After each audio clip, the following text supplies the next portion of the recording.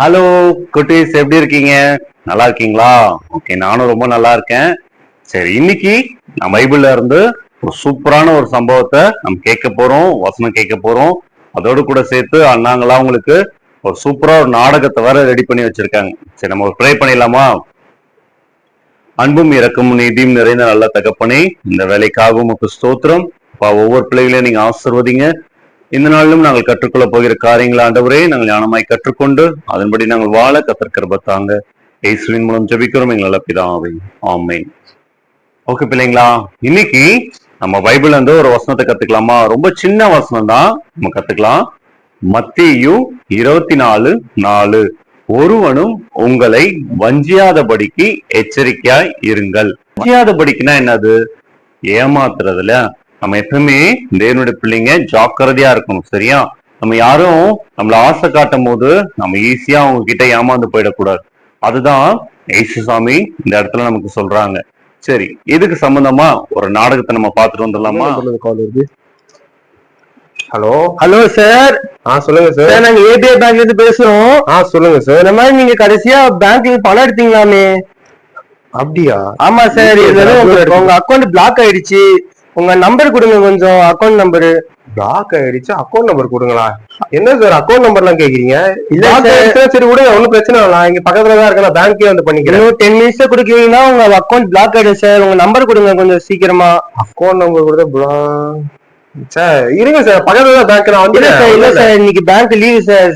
நாங்க bank manager பேசுறோம். டக்குனு உங்க நம்பர் கொடுங்க கொஞ்சம். ஓடிபி வரும் உங்களுக்கு. அக்கௌண்ட் நம்பர் கொடுங்க கொஞ்சம். சரி ஓகே. சரி, நான் நோட் பண்ணிக்கிறீங்களா? சொல்றேன். இருங்க ஒரே நிமிஷம். ஓகே. 49. சொல்லுங்க சார். 49 51 51 68 68 68 68 31 31 90. 90 போதும் சார். உங்க பேர் குமாரா சார்? ஆமா சார், குமார் தான். சார், உங்களுக்கு நம்பருக்கு ஒரு ஓடிபி வந்திருக்கு பாருங்க சார். சொல்லுங்க. ஓடிபியா? ஓடிபி எல்லாம் சொல்லக்கூடாது சார். இல்ல சார், இப்ப சொல்லணும்னா பிளாக் ஆயிடும் சார். டக்குன்னு சொல்லுங்க கொஞ்சம். சார் ஒன்னும் பிரச்சனை இல்ல, நான் தான் சொன்னேன்ல பக்கத்துல தான் எனக்கு பிரான்ச் இருக்கு. இல்ல சார், பேங்க் எல்லாம் வரக்கூடாது சார். இப்போ பேங்க் வந்து நீ க்ளோஸ் சார். போன்லயே முடிக்கணும் சார். இப்போ நீங்களும் பேங்க்ல இருந்தா கால் பண்ணீங்கன்னா டேரக்டா உங்ககிட்ட வந்து பண்ணிக்கிறேன். இல்ல சார், நான் பேங்க் மேனேஜர் தான் பேசுறோம். டக்குன்னு உங்களுக்கு கொடுங்க ஓடிபி. சார் ஓடிபி எல்லாம் சொல்லக்கூடாது சார். நான் பண்ணிக்கிறேன் உங்ககிட்ட வந்து. இல்ல சார், நான் மேனேஜர் சார், என்ன நம்பி சொல்லலாம். நீங்க சொல்லுங்க. டேய், நீ ஃப்ராடு தானே சார்? இப்பெல்லாம் பேசக்கூடாது சார். நாங்க மேனேஜர் பேங்க்ல இருந்து.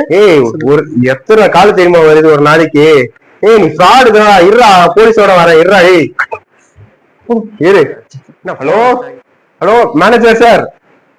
மேனேஜர் சார், பாத்தீங்களா எப்படி ஏமாத்துறாங்கல்ல? இந்த மாதிரி நிறைய பேர் ஏமாந்துட்டு இருக்காங்க. ஆனா நீங்க எப்பவுமே ஜாக்கிரதையா இருக்கணும். சரி, பைபிள்ல கூட இந்த மாதிரி ஒரு சம்பவம் நடந்துச்சு தெரியுமா? ரொம்ப வருஷத்துக்கு முன்னாடி. சரியா? இயேசுலாம் பிறக்கிறதுக்கு முன்னாடி ஒரு காலத்துல இஸ்ரேல் நாடுன்ற ஒரு நாட்டுல தெய்வ பிள்ளைங்க மட்டும்தான் இருந்தாங்க. சரியா? அந்த நாட்டுல என்னாச்சு, சாலமோன் ராஜா தேவனுக்கு பிரியம் இல்லாததெல்லாம் செய்யவும் கடவுளுடைய கோபம் வந்தது. கடவுள் சொல்லிட்டாரு, சாலமோன், உனக்கு பின்னாடி உன் பிள்ளைக்கு இந்த ராஜ்யம் போகாது. நீங்க 12 கோத்திரம் இருக்கீங்களே, அதுல 10 கோத்திரத்தை நான் வேற ஒருத்தர் கொடுத்துருவேன். 2 கோத்திரம் தான் உன் பிள்ளைய வந்து ராஜாவா இருப்பான் அப்படின்ட்டு. அதே மாதிரி நாடு 2ஆ பிரிஞ்சிச்சு. இப்ப எப்படி இந்தியா பாகிஸ்தான் பிரிஞ்சதுல, அந்த ஒரு காலத்துல ஒன்னா இருந்தது, அப்புறம் தனியா பிரிஞ்சிச்சு. பாத்தீங்களா? அதே மாதிரி இஸ்ரேல் நாடும் 2ஆ பிரிஞ்சிருச்சு. யூதான்னு ஒரு நாடு மாறிடுச்சு, இஸ்ரவேல் அப்படின்னு சொல்லி ஒரு நாடா மாறிடுச்சு. இப்ப இந்த யூதா நாடு 2 கோத்திரம் தான் இருந்தாங்க. இஸ்ரேல் நாடு 10 கோத்திரம் தாங்க. இந்த யூதா நாட்டுக்கு ரெகோபயாம் அப்படின்ற ஒருத்தர் ராஜா வந்தாரு. இஸ்ரேல் நாட்டுக்கு எரோபயாம் அப்படின்ற ஒருத்தர் ராஜாவா இருந்தார். ஆனா இந்த யூதா நாட்டுலதான் ஏசப்பாவுடைய தேவாலயம் இருந்தது. சரியா? தேவனுடைய ஆலயம் அங்கதான் இருந்தது. அங்கதான் மோசே சொன்னது போல அங்க பலிலாம் செலுத்தி அங்க ஆராதிச்சுட்டு இருந்தாங்க. இப்போ இந்த ஜனங்களாம் இந்த இஸ்ரேல் நாட்டுக்கு எல்லாம் பிரிஞ்சு வந்துட்டாங்களே.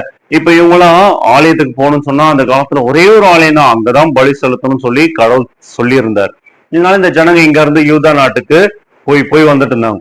இப்ப இந்த இஸ்ரேல் நாட்டோட ராஜா இருக்காருல எரோபயாம், அவருக்கு வந்துட்டு ஒரு பயம் வந்துச்சு. ஐயோ, இந்த ஜனங்க ஆலயத்துக்கு போறோம்ட்டு அங்க போய் அப்புறம் அவங்களுடைய ஃப்ரெண்ட்ஸ் எல்லாம் பார்த்து, அவங்க சொந்தக்காரங்க எல்லாம் பார்த்து, ஐயோ நம்மளாம் ஒன்னா இருக்கலாம் அப்படின்னு சொல்லி அந்த ராஜா கூட சேர்ந்துருவாங்களோ அப்புறம் நமக்கு ஆபத்து வந்துரும் சொல்லிட்டு இந்த ராஜா என்ன பண்ணாரு, ஜனங்களே நீங்களாம் அங்க அவ்வளவு தூரம் போக வேணாம், அவ்வளவுலாம் நீங்க ஏன் கஷ்டப்பட்டு நடந்தே போறீங்க, நான் உங்களுக்கு இங்கேயே நான் ஒரு பலிபீடத்தை கட்டித்தரேன் அப்படின்னு சொல்லிட்டு அவரும் என்ன பண்ணாரு, விக்கிரகத்துல 2 கண்ணுக்குட்டியை செஞ்சு வச்சு இதுதான் உங்களுடைய தெய்வம், நீங்க எல்லாம் இதை வணங்குங்க அப்படின்னு சொல்லி பலிபீடத்தை கட்டி வச்சு இங்க எல்லாரையும் வணங்க சொன்னார். அப்படிதான் பெத்தேல்ல ஒன்னும் தான்ல ஒன்னும் 2 பலிபீடத்தை வச்சு அதுல பலி செலுத்துறதுக்கு தேவன் மோசே கிட்ட லேவி கோத்திரத்துல இருக்கவங்க தான் ஆசாரியரா இருக்கணும் அப்படிலாம் சொல்லி நிறைய திட்டம் வச்சிருந்தாரு. இந்த யெரொபெயாம் ராஜால யாரையாவது ஆசாரியரா போட்டுக்கலாம், யாராவது பாஸ்டா இருங்க, இந்த ஜனங்க மட்டும் அங்க போயிடக்கூடாது அப்படின்னு சொல்லிட்டு ஒரு பலிபீடத்தை கட்டி வச்சு அதுல விக்கிரகங்களுக்கு எல்லாம் பலி செலுத்திட்டு இருந்தார்.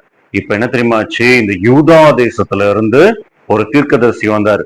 அந்த தீர்க்கதரிசி வந்துல இந்த யெரொபெயாம் பலி செலுத்தும் போது சொல்றாரு, பலிபீடமே பலிபீடமே, யோசியான்னு சொல்லி ஒரு ராஜா வருவான், அந்த ராஜா உன்கிட்ட பலி செலுத்துற ஆசாரியர்களை உன் மேலேயே பலி செலுத்துவான், இதுக்கு என்ன தெரியுமா அடியாலும், இந்த பலிபீடம் வெடிச்சு செதறும் அப்படின்னு சொல்லி கடவுள் சொன்ன வார்த்தையை சொன்னோன்னு இந்த யெரொபெயாம் ராஜா கோவம் வந்துச்சு, நான் கட்டின பலிபீடத்தை இவன் யாரையா புதுசா சொல்றாங்க புடிங்க அப்படின்னு சொல்லி கை நீட்டினா இருப்பாரு.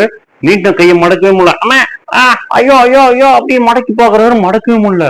அப்பதான் ஐயோ இவர் உண்மையாவே கத்திர அனுப்புன தீர்க்கதரிசி அப்படின்னு சொல்லிட்டு, ஐயா எனக்காக ஜெபம் போடுங்க, என் கையை மடக்க சொல்லுங்க அப்படின்னு சொல்லி கேட்கவும் அந்த தீர்க்கதரிசியில சரின்னு கடவுள் கிட்ட ஜெபம் பண்ணி அவர் கையை முன்னாடி இருந்த மாதிரியே மாத்திட்டாரு. இப்போ அவர்ல ஐயா வாங்கய்யா எங்க வீட்டுல வந்து சாப்பிடுங்கன்னு சொல்லி இந்த ராஜா, இந்த கெட்ட ராஜா கூப்பிடுறாரு. அப்பல இவங்க இந்த தீர்க்கதரிசி சொல்றாரு, இல்ல இல்ல நான் வரமாட்டேன், கடவுள் என்கிட்ட சொன்னாரு நீ அந்த தேசத்துல போய் சாப்பிடக்கூடாது, தண்ணி குடிக்க கூடாது, போன வழியா வரக்கூடாது, வேற வழியா தான் வரணும், நான் சொல்ற எச்சரிப்பை போய் சொல்லிட்டுவான்னு சொல்லி என்ன அனுப்பிச்சாரு, அதனால நான் வரமாட்டேன் அப்படின்னு சொல்லிட்டு அவர் கிளம்பி போயிட்டு இருந்தாரு பாரு. இதை பார்த்துட்டு இருந்த நிறைய மக்கள் பார்த்திருப்பாங்களா, அதுல கொஞ்சம் வாலிபர்கள்லாம் என்ன பண்ணாங்க, வீட்டுக்கு போய் அண்ணன் தம்பிங்க அவங்க வீட்டுல போய் அவங்க அப்பா கிட்ட சொன்னாங்க. அவங்க அப்பா ஒரு வயசான தீர்க்கதரிசி, அவரு இந்த இஸ்ரேல் நாட்டுல இருக்கிறார். அவர் இதை கேள்விப்பட்டு ஐயோ ஒரு தீர்க்கதரிசி வந்தாரு, சாடம் அனுப்பிட்டீங்களா, நான் போய் அவரை கூப்பிட்டு வரேன், எனக்கு கழுதையில எல்லாத்தையும் ரெடி பண்ணி கொடுங்கன்னு சொல்லிட்டு போறாரு. அப்படி போறப்போ இந்த நல்ல தீர்க்கதரிசி இருக்காரு இல்லையா, அவர் ஒரு மரத்தாண்ட உட்காந்து ரெஸ்ட் எடுத்துட்டு இருக்கிறாரா, இவர் போயிட்டு வாங்க வாங்க வந்து எங்க வீட்டுல வந்து சாப்பிட்டுட்டு போங்க, தண்ணி எல்லாம் குடிச்சிட்டு போங்க, கொஞ்ச நேரம் ரெஸ்ட் எடுத்துட்டு போங்க அப்படின்றாரு. இவர் இல்ல இல்ல கடவுள் என்கிட்ட சொல்லியிருக்காரு நீ அந்த ஸ்தலத்துல போய் சாப்பிடக்கூடாது, தண்ணி குடிக்க கூடாது, போன வழியா வரக்கூடாது, அதனால நான் வரமாட்டேன். ஐயோ இல்லங்க இப்பதான் கடவுள் என்கிட்ட சொன்னாரு அப்படின்னு சொல்லி பொய் சொல்றாரு இந்த கிழவனான தீர்க்கதரிசியில. இப்பதான் கடவுள் என்ன சொன்னாரு, போய் நீங்க அவரை கூட்டிட்டு வா, கூட்டு வந்து சாப்பாடு போட்டு அனுப்பு அப்படின்னு சொல்லி கடவுள் இப்பதான் என்கிட்ட சொன்னாரு அப்படின்னு சொன்னோன்னே இந்த நல்ல தீர்க்கதரிசியும் நம்பி அவர் கூட போயிட்டாரு வீட்டுக்கு. வீட்டுல போய் நல்லா சாப்பிட்டுட்டு இருக்கும் போது அந்த கிழவன் தீர்க்கதரிசிக்கு கர்த்தருடைய வார்த்தை வருது, என் கட்டளையை நீ மீறி செஞ்சல, அதனால நீ உன் தேசத்துல போய் மறிக்க மாட்ட, இங்கேயும் நீ மறிச்சு போயிடுவ, உன் சரீரம் அங்க அடக்கம் பண்ணப்படாது அப்படின்னு சொல்லி கடவுள் எச்சரிப்பை கொடுத்துடுற. அப்புறம் என்ன தெரியுமாச்சு, இந்த நல்ல தீர்க்கதரிசி எச்சரிப்பு கொடுத்தார் இல்லையா, அந்த நல்ல தீர்க்கதரிசி கிளம்பி வீட்டுக்கு போற வழியில ஒரு சிங்கம் வந்து ஒரு கொன்னு போட்டுருது. அதுக்கப்புறமா இதை கேள்வி போட்டு எல்லாம் ஊருக்குள்ள பேச ஆரம்பிச்சோன்னு இந்த கிழமை தீர்க்கதரிசில ஏமாத்தி கூப்பிட்டு வந்தார்ல, அவர் என்ன பண்றாரு, திரும்ப போய் பாக்குறாரு. பார்க்க போனா அந்த சிங்கம் என்ன பண்ணல, இவரை சாப்பிடவே இல்லை, இவரை சாப்பிடாம கொண்டு போட்டு அப்படியே விட்டுருச்சு. இவர் ஏறி போன கழுதையும் அப்படியே நிக்குது, அது உயிரோட இருக்கு. இந்த நல்ல தீர்க்கதரிசி மட்டும் சாகடிச்சிச்சு.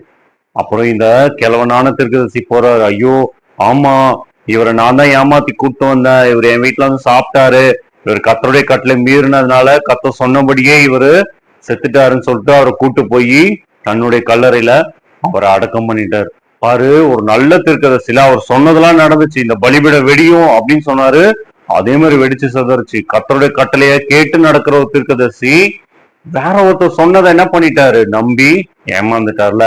பாரு அவரு இப்ப நான் உயிரோட தான் இருக்கிறாரு, ஆனா இவரு தான் இப்போ செத்து போயிட்டாரு. பாத்தியா, நீ கூட என்ன பண்ணணும், அவங்ககிட்ட நிறைய பேரு ஏசப்பா பிள்ளைங்க மாதிரியே உங்க நிறைய ஏமாத்தவங்க, நாங்களாம் கிறிஸ்டின் தான், நாங்களாம் இதெல்லாம் பண்றோமே, நீ இதெல்லாம் பண்ணலாம் தப்பே இல்லை அப்படின்னு சொல்லி உன்னை நிறைய பேர் ஏமாத்துவாங்க. ஆனா நீ என்ன பண்ணிடக்கூடாது, ஏமாறவே கூடாது. சரியா, பைபிளை படிச்சு ஏசப்பா சொல்றத மாத்திரம் நீ செய்யணும். இவங்களாம் கிறிஸ்டின் பேர் தான் இருக்கு, இவங்களாம் பண்றாங்களே, இவங்களாம் பேசுறாங்களே, நானும் பேசுனா என்ன அப்படின்னு சொல்லி நீ வஞ்சிக்க கூடாது. அதனாலதான் நம்ம ஸ்டார்டிங்ல வசனம் படிச்சோம், ஞாபகம் இருக்கா, மத்தேயு 24:4, ஒருவனும் உங்களை வஞ்சியாதபடிக்கு எச்சரிக்கையா இருங்கள். இருப்பீங்களா? சரி நம்ம ப்ரே பண்ணலாம். அன்பான தகப்பனே ஸ்தோத்திரிக்கிறோமப்பா, இந்த நாளிலும் ஆண்டவரே அப்பா, நாங்கள் ஆண்டவரே இந்த வேதத்தில் உள்ள இந்த சம்பவத்தின் மூலமாய் கற்றுக்கொண்ட காரியத்துக்காக ஸ்தோத்திரம். அப்பா, நாங்கள் ஒருவனும் எங்களை வஞ்சியாதபடிக்கு நாங்கள் ஜாக்கிரதையா இருக்க கர்த்தாவே எங்களுக்கு கிருபை தாங்க. இந்த கேட்கிற பிள்ளைங்களும் ஆண்டவரே ஜாக்கிரதையா இருக்க கிருபத்தாங்க. ஒவ்வொரு நாளும் வேதத்தை படித்து தியானித்து அதன்படி நடக்க கிருபத்தாங்க. இயேசப்பா இந்த கருத்துல ஒப்பு கொடுக்கிறோம். பிள்ளைகளை ஆசீர்வதிங்க. இயேசுவின் மூலம் ஜெபிக்கிறோம் பிதாவே, ஆமென்.